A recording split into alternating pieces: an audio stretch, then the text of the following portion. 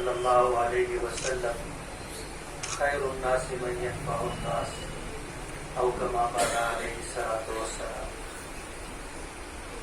آج کے اس انتخابی پروگرام میں مہاراشٹر جمعیت کی طرف سے مشاہدین کے طور پر بھیجے گئے مفتی حفیظ اللہ صاحب، مولانا حافظ محمد عارف صاحب، مولانا زبیر صاحب، مولانا اظہر صاحب، ہمارے تمام وہ حضرات جن کا عادی انتخاب عمل میں آیا اور پورے شہر سے منتظمہ میں منتخب شدہ افراد۔ ہماری یہ جماعت الحمدللہ دستوری جماعت ہے۔ دستوری جماعت کا مطلب یہ ہوتا ہے کہ ہمارا ایک قانون ہے، ہماری جماعت کا ایک دستور ہے، ایک نظام ہے اور ہم اسی نظام کے تحت چلتے ہیں۔ کسی شخص کو بھی یہ اختیار نہیں ہے کہ وہ دستور سے ہٹ کر کے کوئی کام کرے یا فیصلہ کرے، اور میں ایسا مانتا ہوں کہ الحمدللہ اسی کی برکت ہے کہ 100 سال سے زائد کا عرصہ گزر چکا اس جماعت کے قیام کو۔ 1919 میں ہماری یہ جمعیت قائم ہوئی تھی، اس وقت کہ ہمارے اکابرین اور بزرگوں نے ملکی حالات کے پیش نظر مسلمانوں کی نمائندگی کے لیے اس جماعت کو قائم کیا ہے۔ 100 سال سے زیادہ کا عرصہ گزر چکا، آج 102 سال مکمل ہونے پر آ رہے ہیں۔ ہماری یہ جماعت الحمدللہ قائم ہے اور اپنی خدمات کے اعتبار سے پوری دنیا میں جانی اور پہچانی جاتی ہے۔ کسی بھی جماعت کی زندگی میں 1 صدی کا عرصہ کم نہیں ہوتا۔ اس 1 صدی میں ہندوستان میں ہزاروں تنظیمیں، ہزاروں ادارے، ہزاروں ٹرسٹ قائم ہوئے۔ حالات کے پیش نظر تنظیمیں وجود میں آتی رہی، جماعتیں بنتی رہی، لیکن وقت گزرنے کے ساتھ وہ جماعت بھی ختم ہو گئی، ان کا نام بھی ختم ہو گیا، آج کوئی ان کو جاننے والا موجود نہیں۔ لیکن جمعیت علماء اپنی خدمات کی بنیاد پر پوری دنیا میں جانی اور مانی جاتی، اور یہ صرف ہمارے اکابرین اور بزرگوں کی دعاؤں کا اور ان کی قربانیوں کا اور ہر زمانے میں جمعیت سے وابستہ افراد کی خدمات کا کارنامہ ہے۔ یہ اس کی دین ہے۔ ہماری جماعت میں عہدوں کی کوئی حیثیت نہیں ہے۔ ہماری جماعت کے عہدیداروں کو جماعت کی طرف سے کوئی مراعات نہیں ملتی، ان کی کوئی تنخواہ نہیں ہوتی اور جماعت سے ان کا کوئی مفاد وابستہ نہیں ہوتا۔ یہ صرف اور صرف اللہ کی رضا کے لیے اپنی جان، اپنا مال، اپنی صلاحیت، اپنا وقت صرف کرتے ہیں اور نامساعد حالات میں جان ہتھیلی پر لے کر کے نکلتے ہیں۔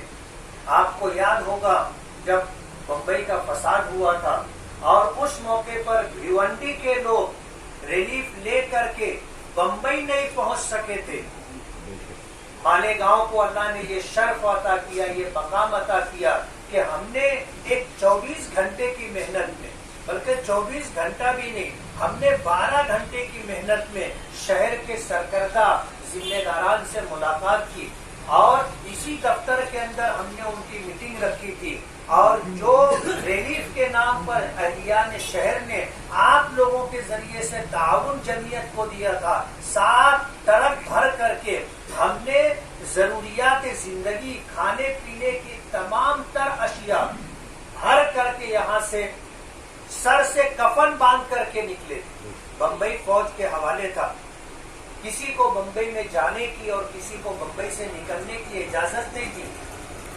یہاں سے جو لوگ نکلے تھے وہ اس عزم و ارادے کے ساتھ نکلے تھے کہ ہمیں ہر حال میں جانا ہے، اور بمبئی کے لوگوں تک جن کے مکانات چھوٹے ہوتے ہیں اور کھانے پینے کی اشیاء ذخیرے کے طور پر رکھی نہیں جاتی، ہمیں فون آیا تھا کہ ہمارے گھر میں پانی کے علاوہ کچھ نہیں ہے، ہمارے گھر میں نمک کے علاوہ کچھ نہیں ہے۔ ایسے حالات کے اندر جمعیت سے وابستہ افراد اپنی جان ہتھیلی پر لے کر کے نکلے، جو گئے انہوں نے دیکھا کہ کن حالات میں گئے، پورا بمبئی فوج کے حوالے تھا۔ ہم لوگ فسادات میں ریلیف لے کر کے جاتے ہیں، جن مقامات پر جاتے ہیں پورا شہر سائیں سائیں کر رہا ہوتا ہے، ایک آدمی نظر نہیں آتا، اور وہاں جانا کوئی ہمارے پاس کرفیو کا پاس نہیں ہوتا، لیکن ان حالات کے اندر صرف جمعیت کے نام کی برکت ہے کہ ہم لوگ جاتے ہیں اور ریلیف پہنچا کر کے گھر گھر تک اپنے ہاتھوں سے تقسیم کر کے آتے ہیں۔ یہ صرف جمعیت کے نام اور ان کی خدمات، بزرگوں کی قربانیوں اور دعاؤں کا نتیجہ ہے۔ تو ہماری جماعت میں عہدہ کوئی حیثیت نہیں رکھتا، اصل چیز خدمت ہے، اور ہم یہ خدمت نام و نمود کے لیے نہیں کرتے، شہرت کے لیے نہیں کرتے، دکھاوے کے لیے نہیں کرتے، یہ ہماری خاموش خدمت ہوتی ہے، اور ہر شخص اس خدمت کو انجام دینے کے بعد کہیں اسے ذکر نہیں کرتا۔ ہم اللہ کی رضا کے لیے کام کرتے ہیں، اور اللہ ہماری اس خدمت کو قبول فرمائے۔ آج ملک کے موجودہ حالات میں جمعیت علماء کی جتنی زیادہ ضرورت ہے، شاید ماضی میں اتنی ضرورت نہ رہی ہے۔ ملک کے بدلتے ہوئے حالات کے اندر آج آپ دیکھ لیجئے کہ اسلام کا نام، مسلمانوں کا وجود، ہمارے شاعر، ہماری مسجدیں، ہمارے قبرستان، ہماری خانقاہیں، ہمارے ادارے اور مکاتب سب زد ہیں۔ جن کو جتنی زیادہ خبر ہے ان کو اتنی زیادہ بیچے گی، اور جس کو پتہ نہیں ہے وہ ایسا سمجھتا ہے کہ سب کچھ ٹھیک ٹھاک ہے۔ آج کی موجودہ حکومت ہندوستان سے مسلمانوں کے قدم اکھاڑنے کے لیے جو سازشیں کر رہی ہے، جو قوانین بنا رہی ہے، ہمارے لیے عرصہ حیات تنگ کیا جا رہا ہے۔ آج مدارس کا چلانا، مکاتب کا چلانا اور مساجد کی ذمہ داریاں پوری کرنا ناممکن ہوتا جا رہا ہے۔ ہم لوگ مالیگاؤں میں رہتے ہیں، مسلم اکثریتی علاقہ ہونے کی وجہ سے حالات کا ہمیں اندازہ نہیں ہوتا۔ آپ ان کے بارے میں سوچو جہاں مسلمان کم تعداد میں، جہاں مسلمان چند گھروں پر، چند 100 گھروں پر 1000 مکانات ہے، اور بڑے بڑے شہر ہیں، ان جگہوں پر مسلمانوں کا اپنا تشخص قائم رکھنا، اپنی پہچان قائم رکھنا مشکل ہو رہا ہے۔ آج حالات بہت سنگین ہیں۔ مدارس چلانے کے لیے ملکوں کی حکومت جس طرح کے قوانین بنا رہی ہے، انتہائی دشوار ہوتا جا رہا ہے۔ آپ کو اندازہ نہیں ہوگا، دارالعلوم دیوبند جس کا بجٹ تقریباً 34 سے 35 کروڑ روپے کا بجٹ ہے، ہندوستان سے باہر سے 1 روپیہ نہیں آتا، اور اس ادارے کو حالات سے اس طرح گھیرا جا رہا ہے کہ آگے آنے والا ہر دن ایک نئی مصیبت لے کر کے آتا ہے۔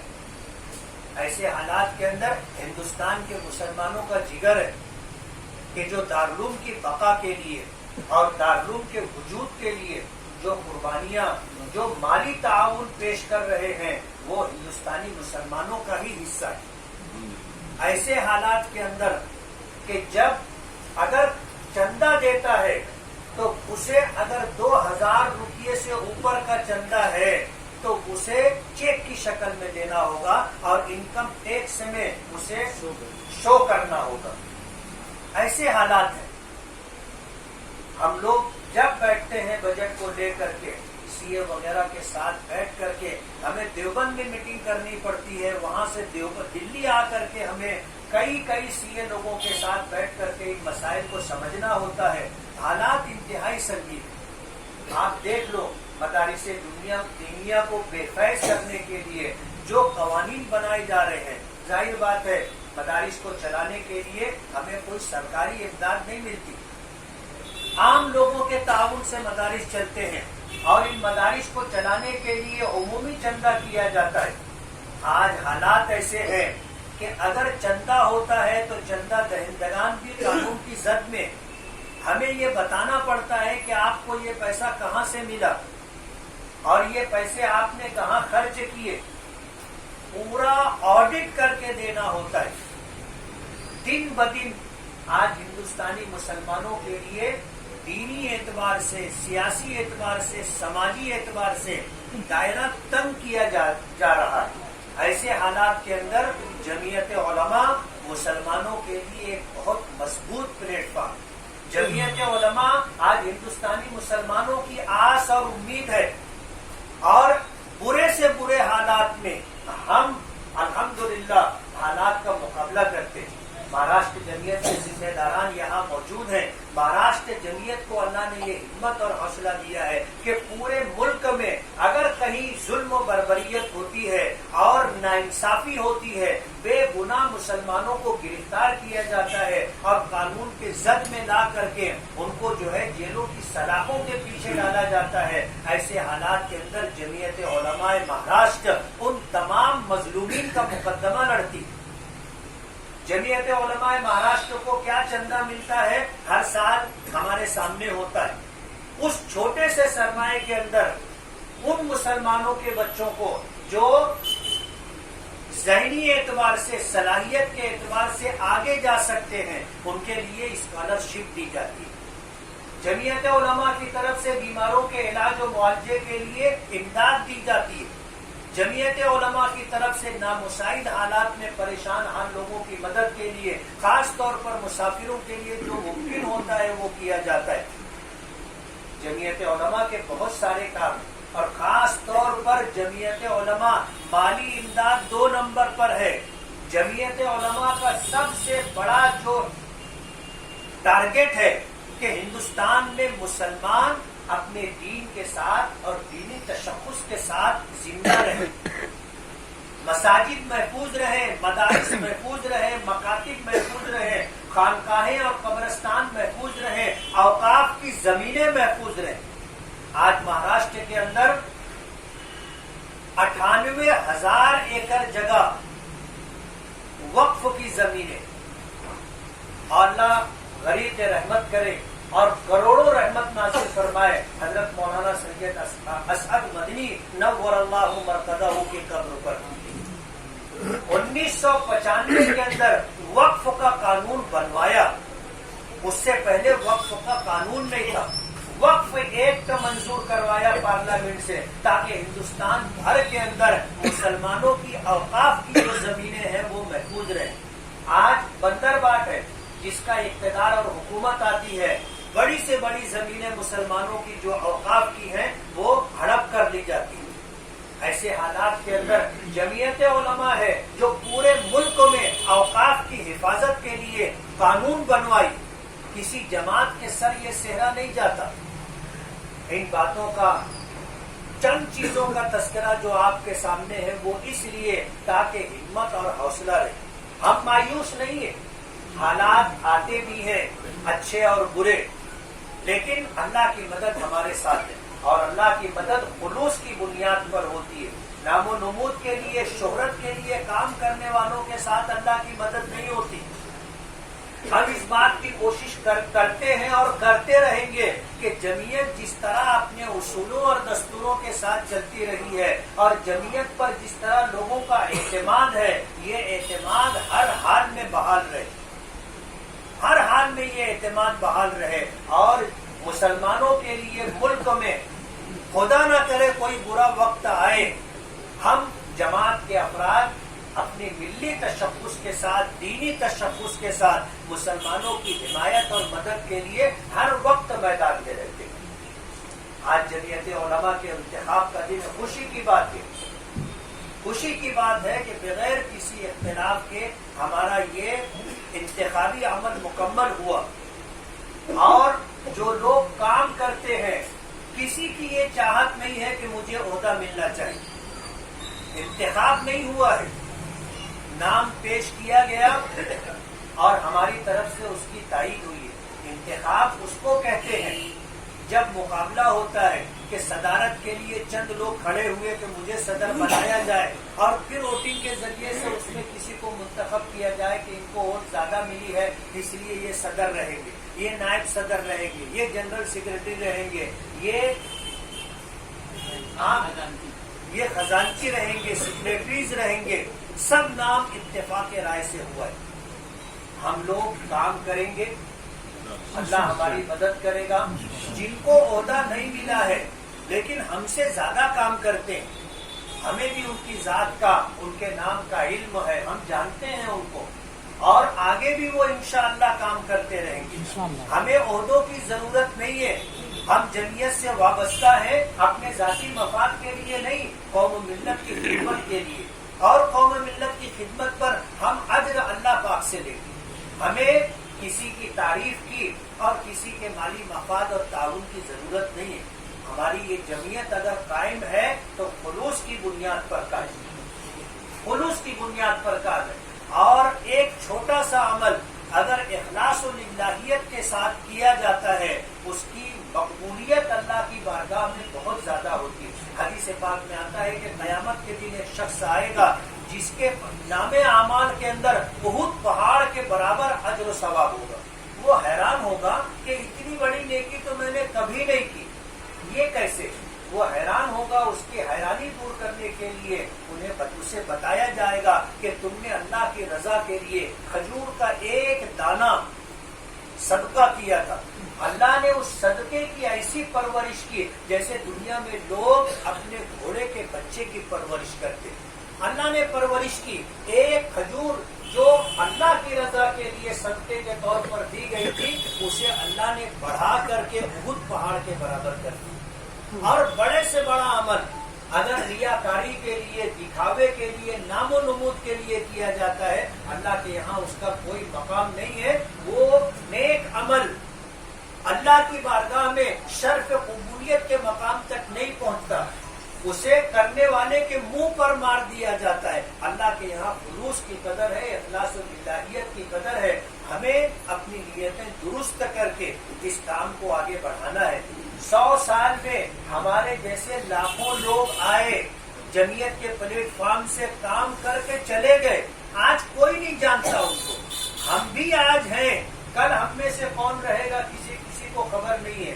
لوگ آتے رہیں گے، جاتے رہیں گے. جماعت کا یہ نظام چلتا ہے اور انشاءاللہ چلتا رہے گا. اور ہمیں یقین ہے جب تک ہمیں اپنے بزرگوں کا سایہ نصیب رہے گا اور جب تک جماعت میں اخلاص کے ساتھ کام کرنے والوں کی تعداد ہوگی انشاءاللہ یہ جماعت کام کرتی رہے گی. اور پورے ہندوستانی مسلمانوں کے لیے ڈھال بن کر کے، ڈھارس بن کر کے، آس اور امید بن کر کے یہ جماعت چلتی رہے گی اور اللہ تعالیٰ اس سے کام لیتا رہے گا. کہتے ہیں السعی منی والاتمام من اللہ. کوشش کرنا اپنا کام کی تکمیل اللہ رب العالمین کے قبضہ قدرت میں. ہم کہتے ہیں کرنے والی ذات اللہ. ہم نہیں کرتے، ہم نہیں کرتے. قرآن کریم میں ہے کہ انسان کو اللہ نے خلق الانسان ضعیفا، انسان کو کمزور پیدا کیا گیا. آپ اس کی کمزوری کا اندازہ اس سے لگا سکتے ہیں کہ ایک بکری کا بچہ پیدا ہوتا ہے اور چند منٹوں کے اندر وہ اپنے پیروں پر کھڑا ہو جاتا ہے اور چند دنوں میں آپ دیکھو گے وہ دوڑنا شروع کر دیتا ہے، اچھلنا کودنا شروع کر دیتا ہے. ایک انسان کا بچہ پیدا ہوتا ہے، مہینوں اس کو سدھ نہیں رہتی. اگر ماں باپ اس کی حفاظت نہ کریں اور ماں باپ اگر اس بچے کی نگہداشت نہ کریں، اس کے کھانے پینے کی فکر نہ کریں تو یہ انسان کا بچہ خود بخود مر جائے. انسان کو کمزور پیدا کیا گیا ہے. ہم اپنے اوپر غرور نہ کریں، غرور نہ کریں، اپنے وجود کے اوپر فخر نہ کریں. ہم بہت کمزور ہیں. لوز موشن ہوتا ہے، آدمی کے پیر میں تھرتھری آ جاتی ہے، وہ کھڑا نہیں ہو سکتا. تھوڑے سے حالات آتے ہیں ٹوٹ جاتا ہے.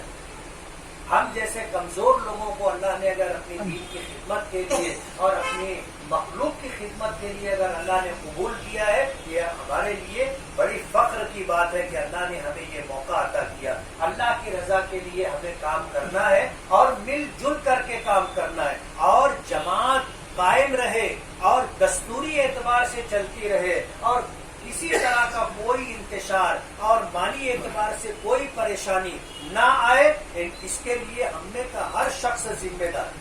میں کسی کا گناہ چھپاؤں گا نہیں. میں اس بات کی پوری کوشش کروں گا کہ جماعت دستور کے ساتھ چلے اور جماعت کا ہر کام مشورے کے ساتھ ہوتا رہے. جماعت میں کسی کو ایسا اختیار نہیں ہے، دستوری طور پر کسی کو یہ مقام حاصل نہیں ہے کہ وہ اپنی ورکنگ کمیٹی مجلس عاملہ کے مشورے کے بغیر اور منتظمہ کے مشورے کے بغیر کوئی بڑا فیصلہ لے سکے.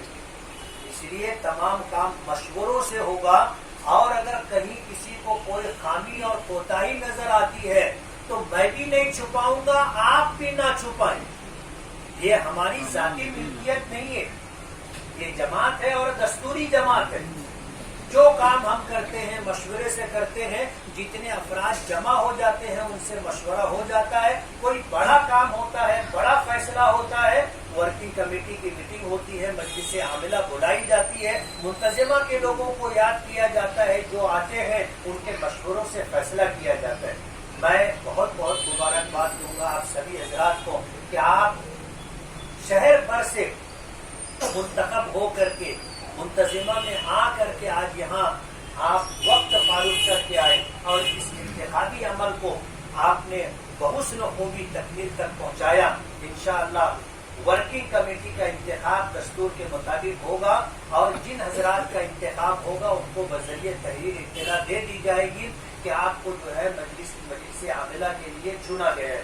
دستور ہے ہمارا، اور اس دستور کے اعتبار سے انشاءاللہ ہم فیصلہ کریں گے۔